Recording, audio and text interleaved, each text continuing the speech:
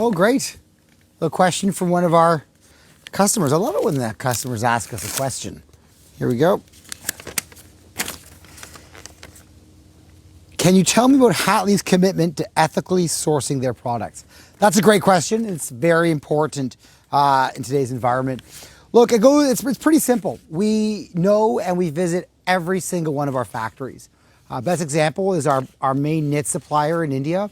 I've been working with that same factory for more than 18 years.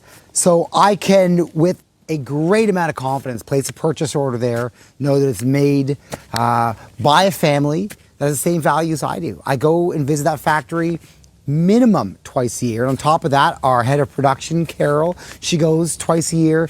There's a constant flow of people going. So how do we know? We know because we go there, we visit. We don't place purchase orders from our computers and never visit where the product is being made. We go there, we test it, we get to know the people who are working with it. If you do this sort of work from the comfort of your own office, you don't know who's making your product. And the only way to ensure it's made with the same values that we have at Hatley is to make sure that those companies share your values, and you have to go and visit them. It's pretty simple. That's how we do it.